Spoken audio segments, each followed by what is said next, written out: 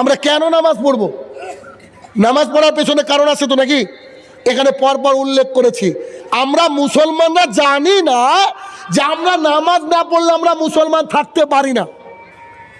আধার কার্ডের ব্যাপারে খুব ভালো বুঝি। রহমানের আর এ থাকবে না খালি আর দি রহমান লিখবো এইটা বুঝি। ভোটার কার্ডে মন্ডলে এম ও দিব না এম এ দিব এইটা বুঝি। কিন্তু সালাত আদায় না করলে মানুষ যে মুসলমান থাকে না তার প্রত্যেকটা দলিল দেওয়া আছে এখানে একেবারে পরপর। যেমন এই যে এখানে লেখা আছে, জাবের রাদিয়াল্লাহু তাআলা আনহু বলেন রাসূলুল্লাহ সাল্লাল্লাহু আলাইহি সাল্লাম বলেছেন আমাদের আর কাফেরদের মধ্যে পার্থক্য হচ্ছে সালাত। তার মানে কথা বুঝছেন আমার? ধরেন ইনি সভাপতি সাহেব আর আমি আজকে ফজরের নামাজ আমি পড়বো না। আমি এখন এভাবে বললাম বোঝানোর জন্য।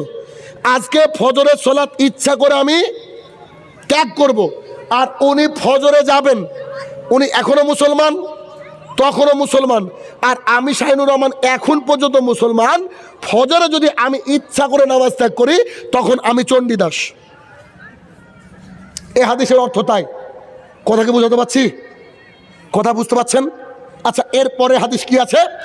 বুরাইদা রাদিয়াল্লাহু তাআলা আনহু বলেন রাসূলুল্লাহ সাল্লাল্লাহু আলাইহি সাল্লাম বলেছেন আমাদের আর মানে মুমিনদের আর কাফেরদের মাঝে চুক্তি হচ্ছে নামাজ। পর্দা করা কি ফরজ। একটা মহিলা যদি পর্দা নাও করে মহিলা চরম পাপী, কিন্তু সে মহিলা মুসলিম থেকে খারিজ হবে না। রোজা করা কি ফরজ, কিন্তু রোজা যদি কেউ না করে, রোজা না করে মুসলমান থাকবে না এমনটা নয়। কিন্তু সালাত নামাজ এমন একটা জিনিস যে আমাদের আর কাফেরদের মধ্যে চুক্তি কি সালাত। যার সালাত নাই তার কি দিন নাই, ধর্ম নাই। এখানে পরপর পয়েন্ট আছে দেখেন। দেখেন, কুফুরি থেকে বাঁচতে সালাত। কুফুরি বুঝেন কি? মানে আমি নামাজ পড়বো, আমি মুসলমান, এই ব্যক্তি নামাজ পড়বে না, এ কাফের।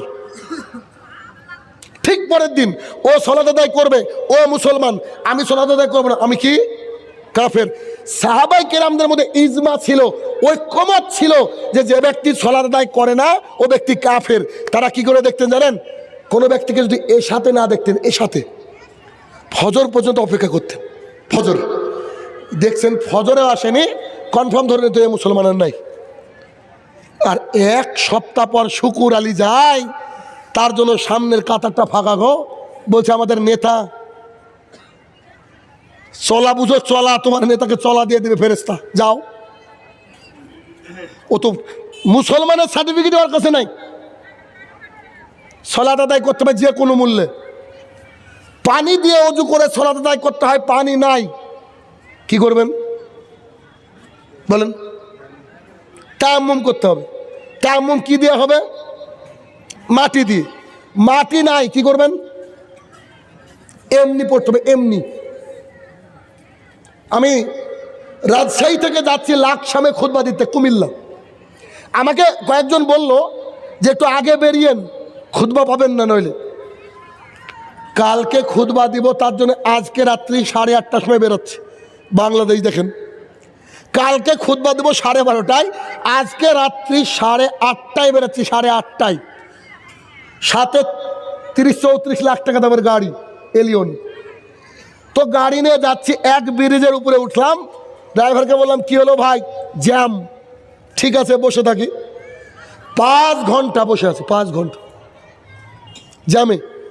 ফজরের ওয়াক্ত বোধহয় ছিল 6:36-এ সূর্য উঠবে, 6:05, 6:10। গাড়িতে পানিও নাই, কিচ্ছু নাই, কি করি? এমন জায়গায় পড়েছি। আর আমরা ভাবছি একটু গেলেই একটা তেল পাম্প, আর বাংলাদেশের প্রত্যেকটা তেল পাম্পে নামাজের ঘর আছে আলহামদুলিল্লাহ। সালাত আদায় করবো। 5 ঘন্টা থেকে যখন হলো না, ড্রাইভার ওদিকে ছটপট করছে, আমি ছটপট করছি, করি কি? দেখছি না, উপায় নেই। আমি বললাম ভাই আপনারা যা খুশি করেন। এখন ড্রাইভারের চাপে এসে বাথরুম, ও বলছে ভাই কি করব? আমি যা খুশি করেন। আমি নেমে, পাশে ছিল বালু, সব মানুষ ঘুরে বেড়াচ্ছে, ওখানে তায়াম্মুম করে গাড়ির সিটে বসে নামাজ আদায় করলাম। ড্রাইভার কাঁদতে শুরু করলো, বলছে জীবনে প্রথম সালাত ধরার পরে আজকে কাজা হলো। কি বলছেন আপনি? সালাত যে কোনো মূল্যে আদায় করতে হবে। চাঁদে যদি যান, ওয়াক্ত যদি পাতা চলে, ওয়াক্ত যদি বুঝতে পারেন, আপনাকে চাঁদেও সালাত আদায় করতে হবে। রোজা পরে আদায় করা যায়, সুযোগ থাকে। দান আচ্ছা এখন করবো না, পরে সুযোগ থাকে, কিন্তু সালাত কোনো রকমের কোনো সুযোগ থাকে না। অতএব ভাই সালাত আদায় করতে হবে জরুরি। পৃথিবীর বুকে যতদিন বাঁচবেন, যদি সঠিক করে সালাতটা আদায় করতে পারেন, আপনার সমাজে এমনি শুধরে যাবে। কেন বলেন তো? এই পয়েন্ট দেওয়া আছে যদিও এখানে। আল্লাহ সুবহানাহু ওয়া তাআলা সূরা আনকাবুতের ৪৫ নম্বর আয়াতে বলছেন, আকিমিস সালাত, তোমরা সালাত কায়েম করো। ইন্না সালাতা তানহা আনিল ফাহশাই ওয়াল মুনকার, নিশ্চয়ই সালাত সমস্ত অশ্লীলতা, বেহাপনা, নোংরামি থেকে তোমাকে দূরে রাখে। সালাত যদি কোনো মহিলা ঠিকঠাক পড়ে, ও বোরখা ছাড়া বাড়ির থেকে বেরাতে পারবে না। আর যদি বোরখা ছাড়া বাড়ির থেকে বেরায়, ওর সালাত আল্লাহর কাছে সালাত হিসাবে যায়নি। ওকে অশ্লীলতা থেকে সালাত বাঁচাতে পারিনি, মানে ওর সালাতই হয়নি। তাহলে কি করতে হবে? সমাজ সংশোধনের প্রথম উপায় কি? সালাত আদায় করতে হবে। ১। ২, সমাজের বুকে যে জেনার সয়লাভ চলছে, জেনা, এই জেনাকে তোলার জন্য মাত্র ৬০০ থেকে ৭০০ টাকা খরচ। নিজের বউ বিটিকে কি করতে হবে? বোরকা পরাতে হবে। আর মহিলাদেরকে পারতপক্ষে কোথায় রাখতে হবে? বাড়িতে। ৩৩ নম্বর সূরা ৩৩ নম্বর আয়াতে আল্লাহ তাআলা বলছেন, ওয়াকারনা ফি বুয়ুতিকুন্না ওয়ালা তাবাররাজনা তাবাররুজাল জাহিলিয়াতিল উলা। ও মহিলারা শোনো, তোমরা বাড়ির মধ্যে থাকো, খবরদার জাহালাতের যুগের মতো নিজেকে দেখে বেরিও না। ৩, সমাজে যদি নেশাদার দ্রব্য চলে, পান, বিড়ি, জর্দা, গুল, সিগারেট, এগুলা খেয়ে ইবাদত কবুল হবে না। মুসলিম শরীফের হাদিস, রাসূল সাল্লাল্লাহু আলাইহি ওয়াসাল্লাম বলছেন, ইন্নাল্লাহা তাইয়্যিবুন লা ইয়াকবালু ইল্লা তাইয়্যিবা, নিশ্চয়ই আল্লাহ পবিত্র, পবিত্র জিনিস আল্লাহ গ্রহণ করেন না। এ বিষয়ে বক্তৃতা করলে সারা রাত চলে যাবে, তবে নিশ্চয়ই আজকে নেশার উপরে বক্তৃতা আপনারা শুনেছেন। তার মানে বোঝা গেল যে ৩ নম্বর এইটা, এই ৩টে কাজ যদি করতে পারেন, একটা সমাজ শুধরে যাবে। আলহামদুলিল্লাহ, আমাদের সমাজে আমরা দুটো কাজ করতে পেরেছি। ১, সবাই ৫ ওয়াক্ত সালাত আদায় করে। ২, মসজিদে যতজন আসে কেউ নেশাদার দ্রব্য পান করে না।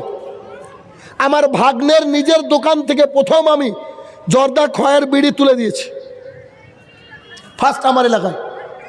আমাদের যে ছোট্ট একটা সংগঠন বা ছোট্ট একটা কি বলবো ওটা সমাজ, এই সমাজে এই দুটো করতে পেরেছি। তবে বুরকার ব্যাপারে এখনো 100% পারিনি। আমাদের পরিবারের সবাই পড়ে আলহামদুলিল্লাহ, কিন্তু সবারই পরিবারকে এখনো পারেনি। এইটা যদি শুধরাতে পারি, ইনশাল্লাহ আমরা আবার সোনালী যুগে ফিরে যাব। চান সমাজকে শুধরাতে? আপনারা করুন, এই কাজ করতে হবে। অতএব বক্তৃতা লম্বা করবো না, 12টা বাজতে চললো। যদি আপনাদের এখানে ওই লেখা রয়েছিল প্রশ্ন, যদি কারো প্রশ্ন থাকে তো করবেন। তারা আমি কিছু প্রশ্ন আপনাদেরকে করব, আমি বলবো, আপনারা হাত তুলবেন, ঠিক আছে? আমি বলবো আর আপনারা হাত তুলবেন সামনে থেকে। বলেন তো, আমি একটা আজকের বক্তৃতার মধ্যে হাদিস বলেছি, যে হাদিসে বলা হয়েছে আল্লাহ তাআলা সব পাপ ক্ষমা করে দেন, শিরকের পাপ ক্ষমা করেন না। বললাম এটা হাদিস, আকাশ সমান, জমিন সমান, পৃথিবী সমান। এ হাদিসের বর্ণনাকারী কে ছিল? হাত তুলেন, কে আছেন দেখি। হাদিসটা কে বর্ণনা করেছিল? দাঁড়ান, আপনি দাঁড়ান। আর কেউ? 1 মিনিট, আর কেউ হাত তুলবেন। বর্ণনাকারী কথা বলেছি, মানে রাবি। দাঁড়ান দাঁড়ান রে ভাই। আচ্ছা বলেন, আপনি বলেন ভাই। হ্যালো, আরে রাসূল সাল্লাল্লাহু আলাইহি ওয়াসাল্লামের তো হাদিস রে ভাই, বর্ণনাকারী একজন থাকে, রাবি। বসেন ভাই, বসেন। আর কেউ? কি অবস্থা! এই হাদিসটা বিখ্যাত হাদিস, জানা উচিত ছিল সবারই ভাই। না না না, আজকে আবু সাইদ খুদরির হাদিসই বলিনি। থাক, আর চান্স নাই, এটাকে স্কিপ করি।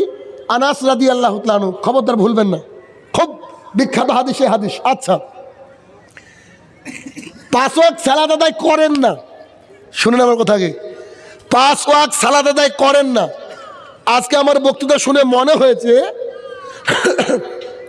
5 ওয়াক্ত সালাত আদায় করা লাগবে। ইনশাল্লাহ কালকে থেকে 5 ওয়াক্ত সালাত আদায় করব, এমন কে আছেন? হাত তুলেন।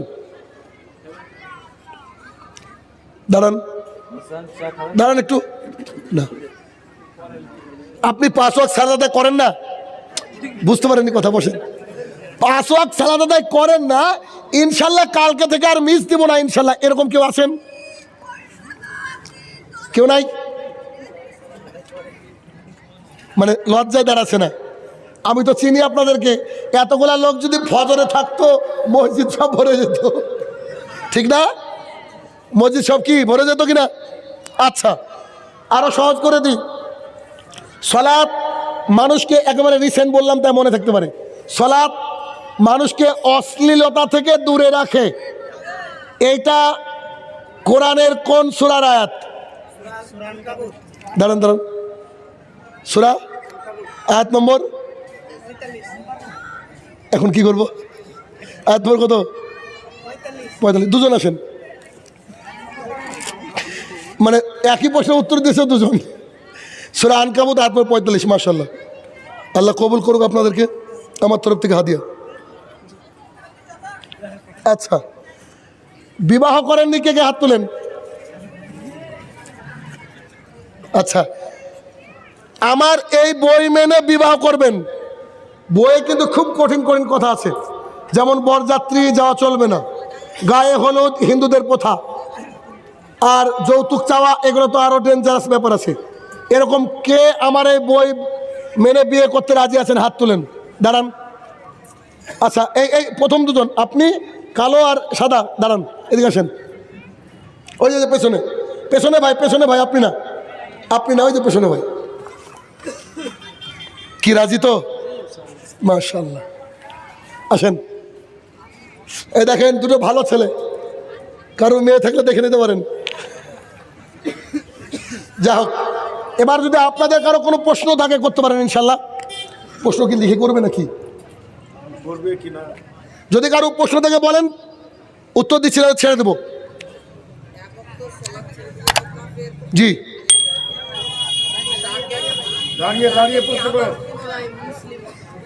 গুড, সুন্দর প্রশ্ন। যে প্রশ্ন করবেন দাঁড়িয়ে করবেন।